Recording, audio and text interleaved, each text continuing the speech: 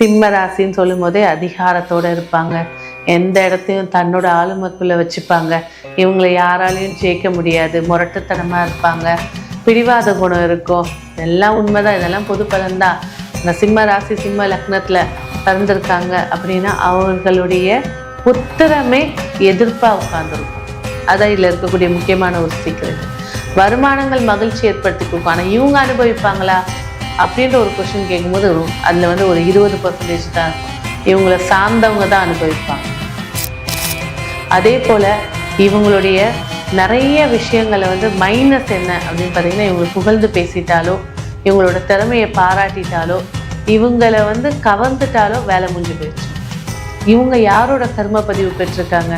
செவ்வாயோட கர்ம பதிவு பெற்ற ராசி இந்த சிம்ம ராசி. ஸோ பெற்றோர்களிடமே மனஸ்தாபத்தை அதிகமாக சந்திச்ச ராசி அப்படின்னா சிம்ம ராசி. அதிகப்படியாக அதாவது 100க்கு ஒரு 45% எடுத்துக்கலாம். 65% விடுவாங்க. அப்பா இல்லாமல் இல்லை அம்மா இல்லாமல் ஹாஸ்டலில் தங்கி படிக்கிறதோ இல்லை ஒரு தாய் தந்தையில் ஒரு இழந்து வளரக்கூடிய ஒரு சூழ்நிலையோ பார்க்கக்கூடியவங்க இந்த சிம்ம ராசி நேயர்கள். நிறைய சிம்ம லக்னக்காரர் இருக்கான், நிறைய சிம்ம ராசிக்காரர் இருக்கான். அவனுக்குலாம் இந்த பிரச்சனைகள் இருக்காதா? அவங்களுக்குலாம் கண்டிப்பாக இருக்கும். ஏன் ஜாதகத்தை வச்சு சொல்கிறோம்? ஜாதகத்தில் அந்த கர்மாவை கக்கக்கூடிய கிரகம் எந்த பாவ ரீதியாக பிரச்சனையை தருது? லக்னத்திலே செவ்வாய் உட்கார்ந்துருக்கு அப்படின்னாக்கா உங்களுடைய பேச்சு ஆக்டிவிட்டிஸ்னாலே உங்களுக்கு பாதிப்புகள் இருக்கு. வேற எந்த இடத்துல இருந்தும் பிரச்சனை இருக்காது. 2ல உட்கார்ந்துருக்கு. அப்போ உங்களுடைய குடும்ப ரீதியான பிரச்சனை, குடும்பம் அமைகிறதே பிரச்சனையா இருக்கும்.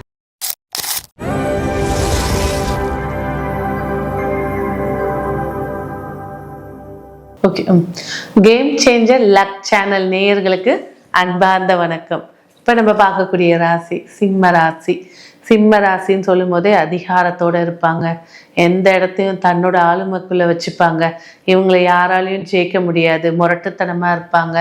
பிடிவாத குணம் இருக்கும். இதெல்லாம் உண்மைதான். இதெல்லாம் பொது பலன்தான். ஆனால் சிம்ம ராசி சிம்ம லக்னத்துல பிறந்திருக்காங்க அப்படின்னா அவர்களுடைய புத்திரமே எதிர்ப்பா உட்கார்ந்துருக்கும். அதான் இதுல இருக்கக்கூடிய முக்கியமான ஒரு சீக்ரெட்.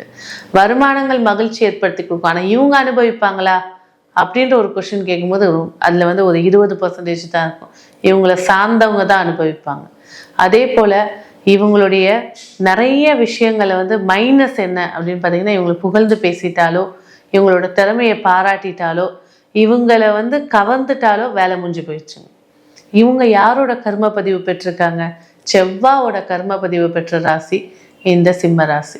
ஸோ பெற்றோர்களிடமே மனஸ்தாபத்தை அதிகமாக சந்திச்ச ராசி அப்படின்னா சிம்ம ராசி. வாழ்நாளில் அம்மா கிட்ட ஒரு திட்டோ சாபனையோ வாங்கின ராசி அப்படின்னா சிம்ம ராசி. ஒரு கட்டத்துக்கு மேலே அப்பாவோட தொழிலை தான் எடுத்துக்கிறது, இல்லை அப்பா ஒரு வீடு வாடகை வந்துட்டு இருக்கு அப்படின்னா அதை தன்னோட வசப்படுத்திக்கிட்டு அதை பண்ணுறது, இதெல்லாம் அதிகப்படியாக அதாவது 100க்கு ஒரு 45% எடுத்துக்கலாம். 65% விடுவாங்க. அப்பா இல்லாமல் இல்லை அம்மா இல்லாமல் ஹாஸ்டலில் தங்கி படிக்கிறதோ இல்லை ஒரு தாய் தந்தையில் ஒரு இழந்து வளரக்கூடிய ஒரு சூழ்நிலையோ பார்க்கக்கூடியவங்க இந்த சிம்ம ராசி நேயர்கள்.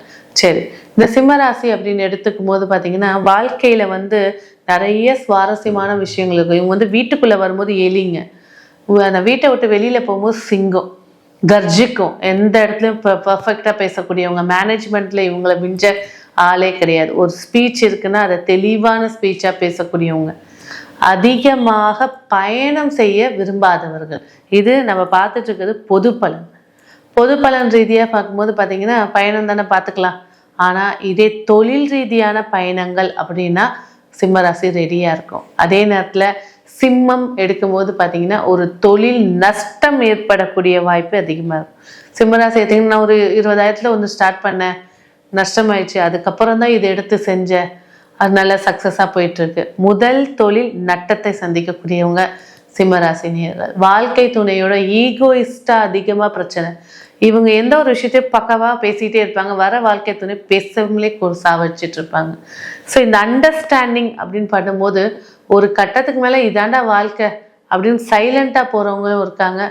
ஒரு கட்டத்தில் இந்த வாழ்க்கை எனக்கு சரிப்படல, நான் டிவோர்ஸ் பண்ணி இன்னொரு கல்யாணம் பண்ணிக்கிறேன்னு போகிறவங்களும் இருப்பாங்க. தான் செய்கிற தப்பை வெளிப்படையாக ஒத்துக்கக்கூடியவங்க சிம்ம ராசி நேயர்கள். அதிகமாக உடம்புல வந்து நீர் சத்து குறைவு, ஸ்கின் வந்து உங்களுக்கு ரொம்ப ட்ரையா இருக்கும். சிம்ம ராசியா இருக்கட்டும், சிம்ம லக்னமா இருக்கட்டும், ரொம்ப ட்ரையா இருக்கும். இளமையிலே அதிகமா ஹேர் ஃபால் ஆகக்கூடிய ராசி சிம்ம ராசி. காதல் திருமணத்துல காதல் சார்ந்த விஷயங்கள் இவங்களுக்கு வந்து அதிக பிரேக்கப்பை தான் ஏற்படுத்தி கொடுக்கும். அதே போல இவங்களுடைய வாழ்க்கை முறையில ஒரு விஷயம் ஷார்ப்பா சொல்லணும் அப்படின்னாக்கா, வரக்கூடிய வருமானங்களை எந்த அளவுக்கு சேமிக்கணும்னு நினைக்கிறாங்களோ அந்த அளவுக்கு இன்வெஸ்ட்மெண்ட் சார்ந்த விஷயத்துல ஏமாற்றத்தை சந்திக்கக்கூடியவங்க. ஸோ இந்த சிம்ம ராசி அப்படின்னு எடுத்துக்கும் போது வந்து பார்த்தீங்கன்னாக்கா, குழந்தைகளால மனஸ்தாபத்தை சந்திக்கக்கூடியவங்களா இருப்பாங்க. ஆரோக்கியம் பேசும்போது நம்ம நீர் சத்தையும் ட்ரைனஸை பற்றியும் பேசணும். அடுத்த விஷயமா வந்து பார்த்தீங்கன்னாக்கா, கூட்டு வியாபாரம் இவங்க வாழ்க்கைக்கே செட் ஆகாது. சைலண்ட் பார்ட்னரா பண்ற, நான் முடிவு எடுக்கல அப்படின்ற விஷயம் கூட உங்களுக்கு செட்டே ஆகாது. லைஃப் பார்ட்னர்னு எடுக்கும்போது கடன்ல போய் விடுறது தான் முக்கால்வாசி பேரை பார்த்துருப்பீங்க. சரி, இந்த சிம்ம ராசி அப்படின்னு சொல்லும்போது இந்த கர்ம பதிவு யாரோட கர்ம பதிவு அப்படின்னு எடுக்கும்போது செவ்வாயோட கர்ம பதிவுங்க. இவங்களுடைய வாழ்நாளில் ஒரு சொத்தை, எங்கள் பூர்வீகத்தில் ஒரு சொத்தை விட்டுட்டு வந்துட்டோங்க, அங்காளி பங்காளி சண்டையில் எங்களுக்கு சொத்து கிடைக்கலங்க, சொத்து ஏமாத்தப்பட்டவங்க, சொத்து துரோகத்தை சந்திச்சங்க, சொத்து பஞ்சாயத்தை பார்த்தங்க, இந்த வார்த்தைகள் இல்லாமல் சிம்ம ராசி சிம்ம லக்னம் இருக்காது. ஸோ இந்த சிம்ம ராசி அப்படின்னு பேசும்போது இவர்களுடைய திறமைகள் மிக பிரம்மாண்டமாக இருக்கும். ஆனால் ஒரு சில இடங்களில் இவங்களுடைய திறமைகளை வந்து இவங்களுடைய மைனஸ் மூலியமாகவே காட்ட மாட்டாங்க. அதான் இவங்ககிட்ட இருக்கக்கூடிய விஷயங்கள். ஒரு விஷயத்தை குற்றச்சாட்டு இருந்தாலும் அதை வாதாடணும் அப்படின்ற ஒரு விஷயத்தை எடுத்துட்டு வரும்போது சிறப்புகளை ஏற்படுத்தி கொடுக்கும். அதிகப்படியாக கால நேரத்தை மட்டுமே நம்பக்கூடியவர்களாக இருக்கக்கூடியவங்க இந்த சிம்மராசி நேயர்கள். இவங்க இந்த கர்ம பதிவு குறையணும் அப்படின்னு ஒரு விஷயம் எடுக்கும்போது, இவங்க அந்த கர்மாவை கழிக்கணும் அப்படின்ற போது பார்த்தீங்கன்னா, நின்ற கோலத்தில், அதாவது வள்ளி தெய்வானையோடு அமர்ந்திருக்கக்கூடிய திருத்தணி முருகரை போய் வழிபாடு செய்யும் போது கொஞ்சம் கொஞ்சமாக அந்த கர்மாவோட வீரியம் குறையும். இதையே வந்து நல்ல பிரம்மாண்டமாக என்னோட பிரச்சனைகள் தீரணும், நான் ஒரு சிறப்பான ஒரு வாழ்க்கை வாழணும் அப்படின்னு இருக்கும்போது உங்களுடைய சுய ஜாதகம் எப்பவுமே வந்து என்னன்னா, பொது பலன்கள் அப்படின்னு எடுக்கும்போது ஒரு 40-55% இருக்கும். ஆனால் சொந்த ஜாதகத்தில் அது நிறைய நீங்க கேட்குறீங்க, என்ன கேட்பீங்க, நிறைய சிம்ம லக்னக்காரன் இருக்கான், நிறைய சிம்மராசிக்காரன் இருக்கான், அவனுக்குலாம் இந்த பிரச்சனைகள் இருக்காதா? அவங்களுக்குலாம் கண்டிப்பா இருக்கும். ஏன் ஜாதகத்தை வச்சு சொல்றோம்? ஜாதகத்துல அந்த கர்மாவை கக்கக்கூடிய கிரகம் எந்த பாவ ரீதியாக பிரச்சனையை தருது? லக்னத்திலே செவ்வாய் உட்கார்ந்துருக்கு அப்படின்னாக்கா உங்களுடைய பேச்சு ஆக்டிவிட்டிஸ்னாலே உங்களுக்கு பாதிப்புகளை தரும். வேற எந்த இடத்துல இருந்தும் பிரச்சனை இருக்காது. சரி, 2ல உட்கார்ந்துருக்கு, அப்போ உங்களுடைய குடும்ப ரீதியான பிரச்சனைகள், குடும்பம் அமைகிறதே பிரச்சனையா இருக்கும். அதுதான் உங்களுடைய ஜாதகம் கிடைக்கும் போது துல்லியமான முறையில இந்த கர்மா எப்படி கக்கிட்டு இருக்கு, அதை எப்படி ஸ்டாப் பண்ணணுன்றது தெரிஞ்சுக்க முடியும். நன்றி.